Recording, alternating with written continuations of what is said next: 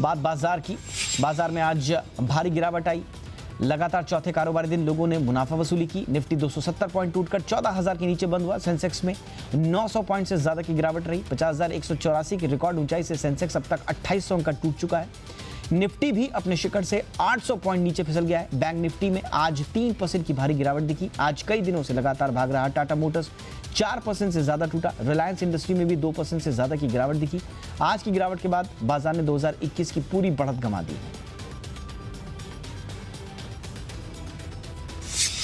दरअसल बाजार के लिए आज सभी संकेत कमजोर थे। ग्लोबल संकेत अच्छे नहीं थे। विदेशी निवेशकों की ओर से बिकवाली शुरू हो गई।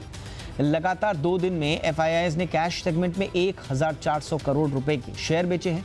बजट के चलते भी कारोबारी कुछ सतर्क नजर आ रहे हैं। वो बड़ी पोजीशन नहीं रखना चाहते। नतीजों से कोई बड़ा सहारा नहीं मिल रहा है। कल वायदा बाजार में मंथली एक्सपायरी भी है, इसलिए भी कारोबारी कुछ हल्के होते नजर आए। देश की सबसे बड़ी एफएमसीजी कंपनी एचयूएल यानी हिंदुस्तान यूनिलीवर की तीसरी तिमाही में 1921 करोड़ रुपए का मुनाफा हुआ है। हालांकि बाजार को 2000 करोड़ रुपए से ज्यादा के मुनाफे की उम्मीद थी। मार्जिन में भी हल्की कमी आई है। एचयूएल की बिक्री में जोरदार इजाफा हुआ है। बिक्री 9800 करोड़ रुपए से बढ़कर 11682 करोड़ रुपए हो गई है। कंपनी की वॉल्यूम ग्रोथ 4% रही।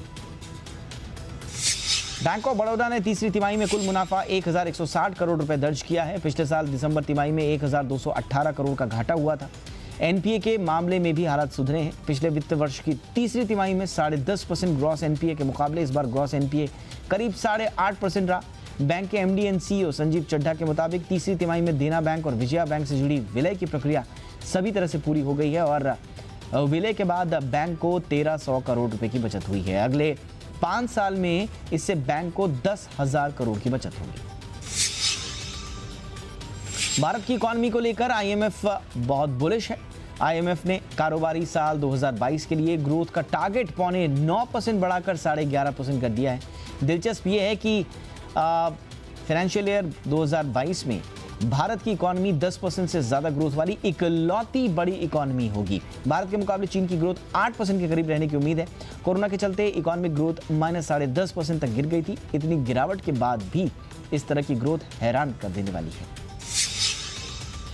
केंद्र सरकार ने स्क्रैपेज पॉलिसी को मंजूरी दे दी है। इसके बाद अब 15 साल से ज्यादा पुरानी सरकारी गाड़ियों को हटा लिया जाएगा। सड़क परिवहन मंत्रालय ने इस बारे में जानकारी दी है। नई स्क्रैपेज पॉलिसी को 1 अप्रैल 2021 से लागू कर दिया जाएगा। माना जा रहा है कि सरकार के इस कदम से न केवल एयर पॉल्यूशन को कम करने में मदद मिलेगी बल्कि ऑटोमोबाइल सेक्टर में भी डिमांड बढ़ने की उम्मीद है। पेट्रोल और डीजल के बढ़ते दाम लोगों की जेब पर भारी पड़ रहे हैं। राजस्थान में पेट्रोल की कीमत सेंचुरी पार कर चुकी है। देश में सबसे ज्यादा वैट वाले राजस्थान में रोजाना पेट्रोल डीजल के दाम बढ़ते जा रहे हैं। श्रीगंगानगर में सामान्य पेट्रोल 98.70 यानी कि 98 रुपए 70 पैसे प्रति लीटर और प्रीमियम पेट्रोल 102 रुपए प्रति लीटर पहुंच गया है। जयपुर में पेट्रोल 93 रुपए 86 पैसे प्रति लीटर और डीजल 85 पैसे 94 रुपए 85 रुपए और 94 पैसे यानी कि लगभग 86 रुपए प्रति लीटर हो गया है। देश की राजधानी दिल्ली में ब्रांडेड पेट्रोल 89 रुपए और मुंबई में 95 रुपए हो गई है। टिकटॉक ने भारत छोड़ने का मन बना लिया है। कंपनी ने एक स्टेटमेंट जारी कर कहा कि भारत सरकार से कोई राहत नहीं मिलने के बाद वो भारत से अपना बिजनेस समेट रही है। टिकटॉक पर सरकार ने 7 महीने प्रतिबंध लगाया था।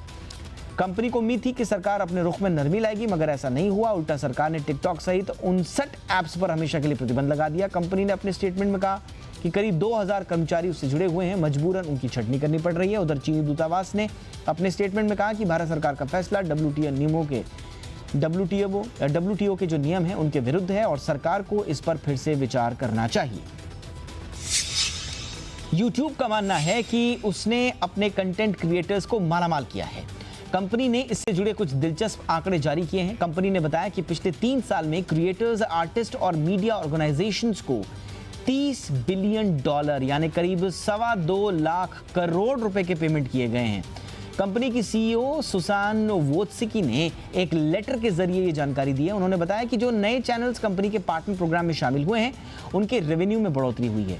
ऑक्सफोर्ड इकोनॉमिक्स की एक रिपोर्ट के मुताबिक यूट्यूब ने 2019 में अमेरिकी जीडीपी में लगभग $16 बिलियन का योगदान दिया है।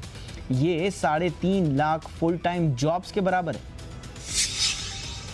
अमेरिका के नए राष्ट्रपति जो बाइडेन ट्रंप के पुराने फैसलों को पलटने में लगे हुए हैं। उन्होंने H-1B वीजा पर अमेरिका में काम कर रहे प्रोफेशनल्स को बड़ी राहत दी है। अब उनके जीवन साथी को भी काम करने की इजाजत दे दी गई है।